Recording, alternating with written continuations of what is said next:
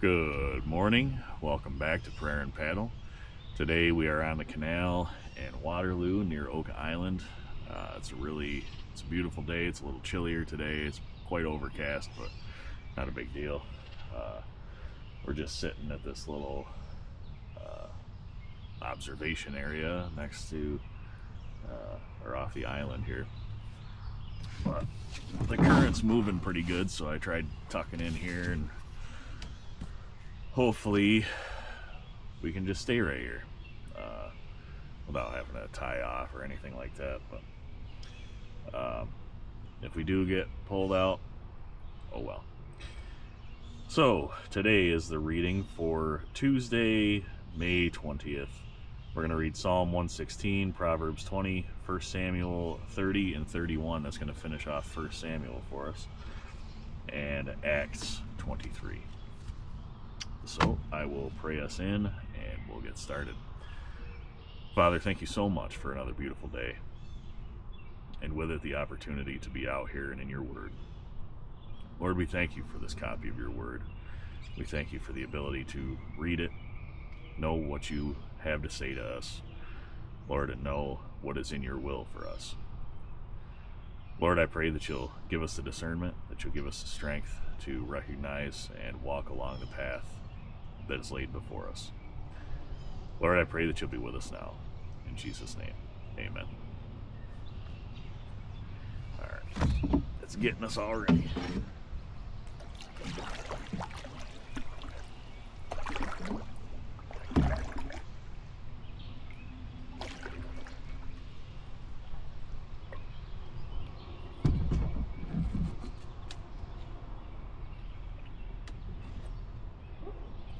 See if we can get us tucked into these rocks here.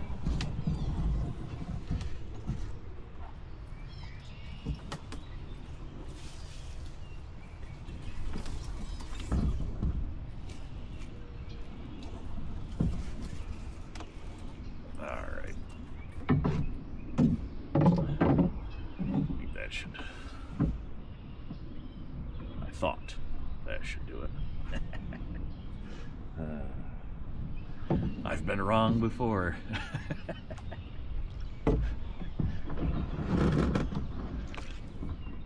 There. We're not moving now. Okay. Psalm 116.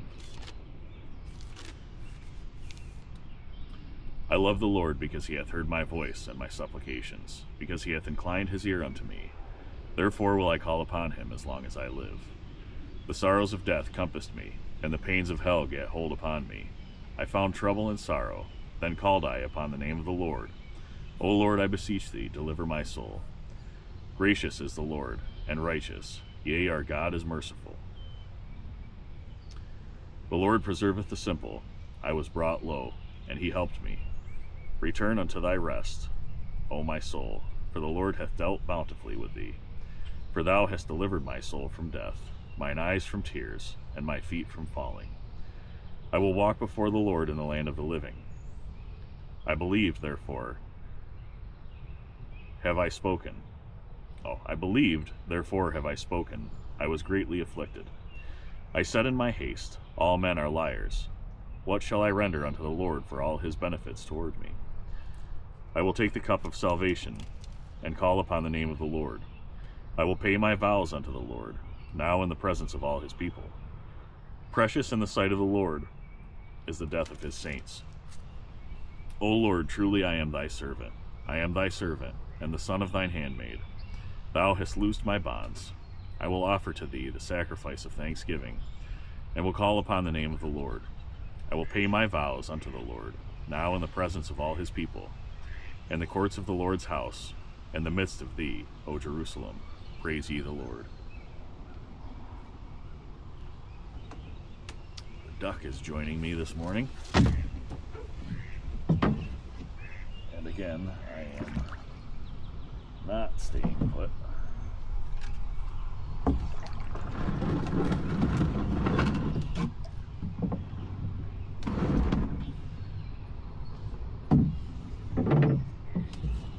Alright, Proverbs 20.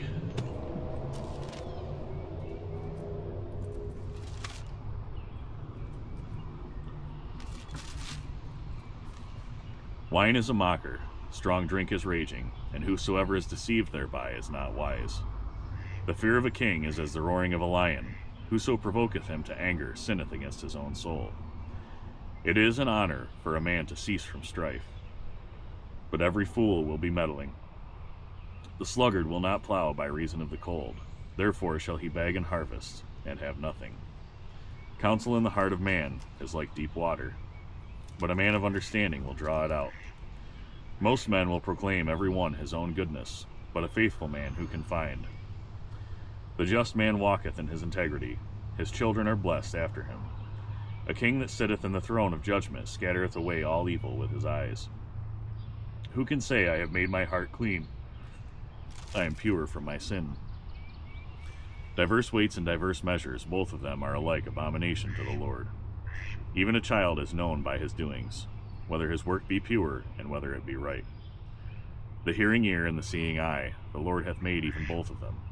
Love not sleep, lest thou come to poverty. Open thine eyes, and thou shalt be satisfied with bread. It is not, saith the buyer, but when he is gone his way, then he boasteth. There is gold in a multitude of rubies, but the lips of knowledge are a precious jewel. Take his garment that is surety for a stranger, and take a pledge of him for a strange woman. Bread of deceit is sweet to a man, but afterwards his mouth shall be filled with gravel. Every purpose is established by counsel, and with good advice make war. He that goeth about as a talebearer revealeth secrets. Therefore meddle not with him that flattereth with his lips. Whoso curseth his father or his mother, his lamp shall be put out in obscure darkness. An inheritance may be gotten hastily at the beginning, but the end thereof shall not be blessed. Say not thou, I will recompense evil, but wait on the Lord, and he shall save thee. Diverse weights are an abomination unto the Lord, and a false balance is not good. Man's goings are of the Lord. How can a man then understand his own way? It is a snare to the man who devoureth that which is holy, and after vows to make enquiry. A wise king scattereth the wicked, and bringeth the wheel over them. The spirit of man is the candle of the Lord, searching all the inward parts of the belly. Mercy and truth preserve the king, and his throne is upholden by mercy. The glory of young men is their strength, and the beauty of old men is the gray head. The blueness of a wound cleanseth away evil, so do stripes, the inward parts of the belly.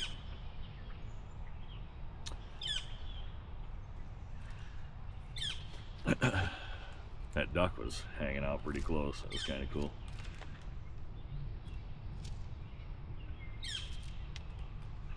Whoops, went way too far there.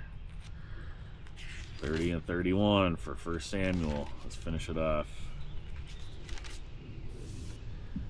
And it came to pass when David and his men were come to Ziklag on the 3rd day, that the Amalekites had invaded the south, and Ziklag, and smitten Ziklag, and burned it with fire, and had taken the women captives that were therein. They slew not any, either great or small, but carried them away, and went on their way.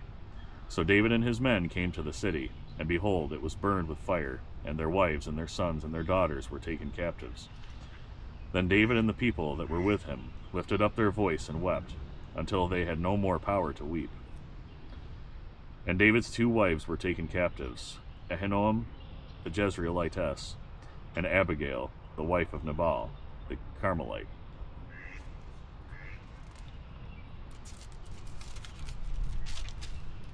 And David was greatly distressed, for the people spake of stoning him, because the soul of all the people was grieved, every man for his sons and for his daughters. But David encouraged himself in the Lord his God. And David said to Abiathar the priest, Ahimelech's son, I pray thee, bring me hither the ephod. And Abiathar brought thither the ephod to David. And David inquired at the Lord, saying, Shall I pursue after this troop? Shall I overtake them? And he answered him, Pursue, for thou shalt surely overtake them, and without fail recover all. So David went, he and the 600 men that were with him, and came to the brook Bezor, where those that were left behind stayed. But David pursued, he and 400 men, for 200 abode behind, which were so faint that they could not go over the brook Bezor. And they found an Egyptian in the field, and brought him to David, and gave him bread, and he did eat. And they made him drink water, and they gave him a piece of a cake of figs, and 2 clusters of raisins. And when he had eaten, his spirit came again to him, for he had eaten no bread nor drunk any water 3 days and 3 nights. And David said unto him, To whom belongest thou? And whence art thou? And he said, I am a young man of Egypt, servant to an Amalekite, and my master left me, because 3 days agone I fell sick. We made an invasion upon the south of the Cherethites, and upon the coast which belongeth to Judah, and upon the south of Caleb, and we burned Ziklag with fire. And David said to him, Canst thou bring me down to this company? And he said, Swear unto me by God, that thou wilt neither kill me, nor deliver me into the hands of my master, and I will bring thee down to this company. And when he had brought him down, behold, they were spread abroad upon all the earth, eating and drinking and dancing, because of all the great spoil that they had taken out of the land of the Philistines, and out of the land of Judah. And David smote them from the twilight even unto the evening of the next day, and there escaped not a man of them, save 400 young men, which rode upon camels and fled. And David recovered all that the Amalekites had carried away, and David rescued his 2 wives. And there was nothing lacking to them, neither small or great, neither sons nor daughters, neither spoil nor anything that they had taken to them. David recovered all. And David took all the flocks and the herds which they drave before those other cattle, and said, This is David's spoil. And David came to the 200 men, which were so faint that they could not follow, David, whom they had made also to abide at the brook Bezor. And they went forth. They could not follow David, whom they had made also to abide at the brook Bezor. And they went forth to meet David, and to meet the people that were with him. And when David came near to the people, he saluted them. Then answered all the wicked men, the men of Belial, of those that went with David, and said, Because they went not with us, we will not give them aught of the spoil that we have recovered, save to every man his wife and his children, that they may lead them away and depart. Then said David, Ye shall not do so, my brethren. With that which the Lord hath given us, who hath preserved us, and delivered the company that came against us into our hand. For who will hearken unto you in this matter? But as his part is that goeth down to the battle, so shall his part be that tarrieth by the stuff. They shall part alike. And it was so from that day forward, that he made it a statute and an ordinance for Israel unto this day. And when David came to Ziklag, he sent of the spoil unto the elders of Judah, even to his friends, saying, Behold, a present for you of the spoil of the enemies of the Lord. To them which were in Bethel, and to them which were in South Ramoth, and to them which were in Jatir, and to them which were in Aror, and to them which were in Sifmoth, and to them which were in Eshtemoa, and to them which were in Rachel, and to them which were in the cities of Jerahmeelites, and to them which were in the cities of the Kenites, and to them which were in Hormah, and to them which were in Korashan, and to them which were in Athak, and to them which were in Hebron, and to all the places where David himself and his men were wont to haunt. 1 Samuel 31. Now the Philistines fought against Israel, and the men of Israel fled from before the Philistines, and fell down slain in Mount Gilboa. And the Philistines followed hard upon Saul, and upon his sons, and the Philistines slew Jonathan, and Abinadab, and Melchishua, Saul's sons.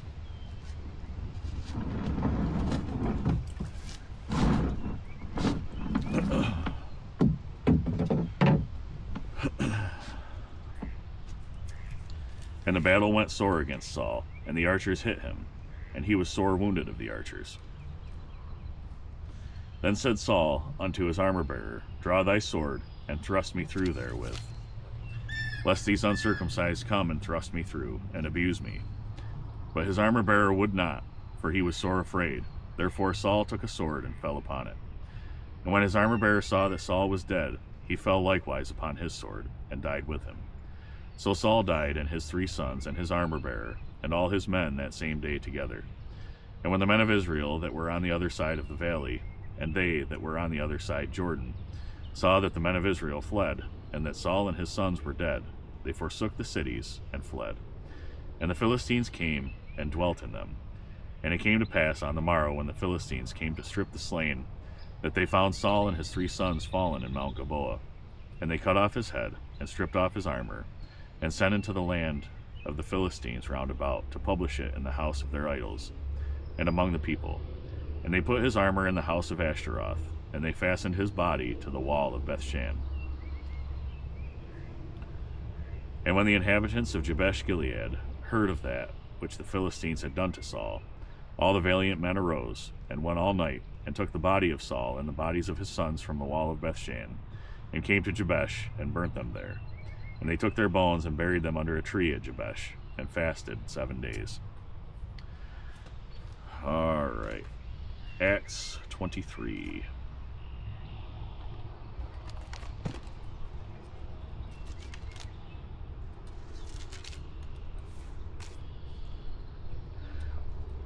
And Paul, earnestly beholding the council, said, Men and brethren, I have lived in all good conscience before God until this day. And the high priest Ananias commanded them that stood by him to smite him on the mouth. Then said Paul unto him, God shall smite thee, thou whited wall. For sittest thou to judge me after the law, and commandest me to be smitten contrary to the law?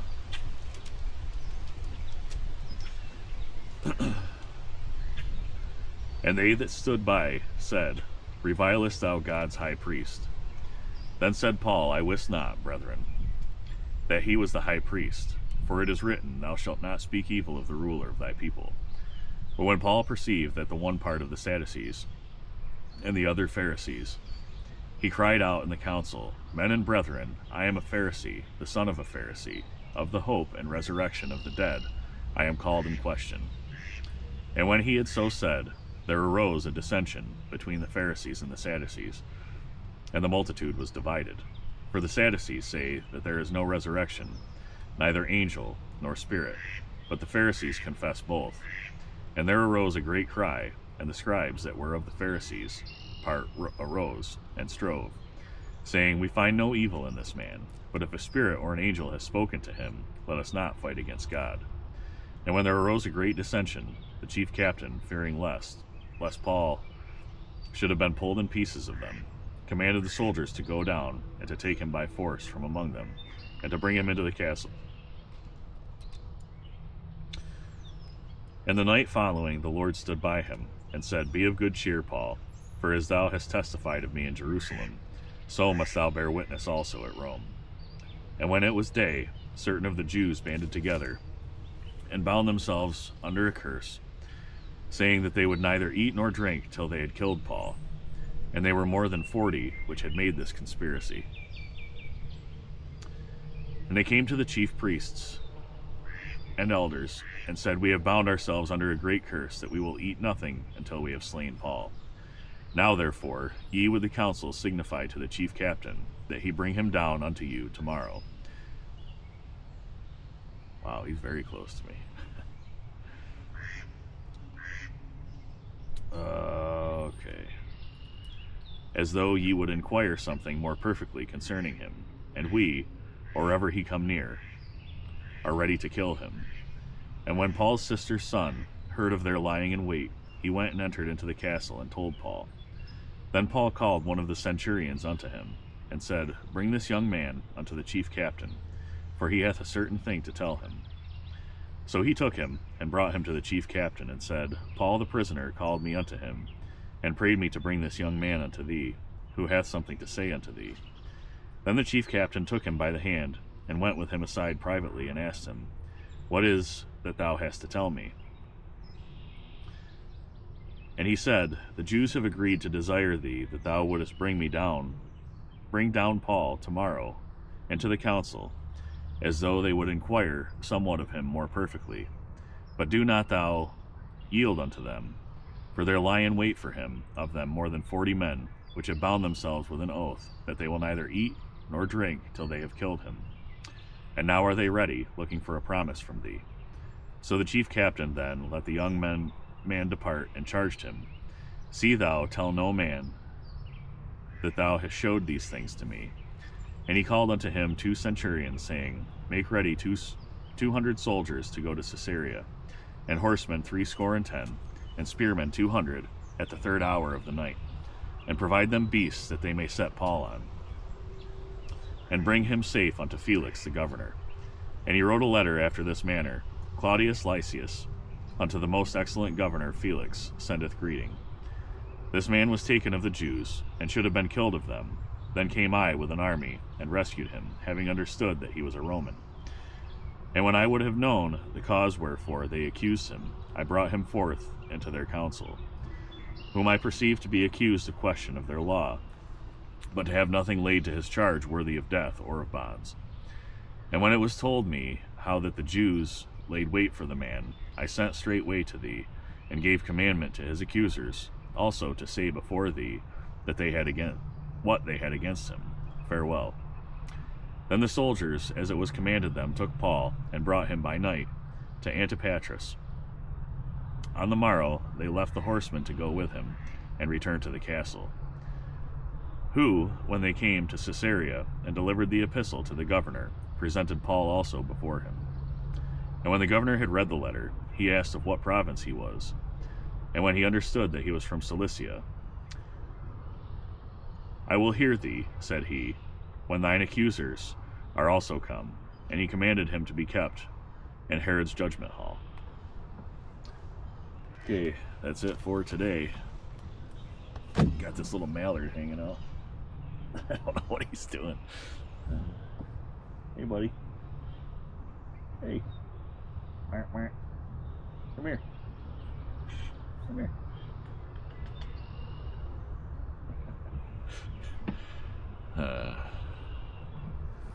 That's pretty cool.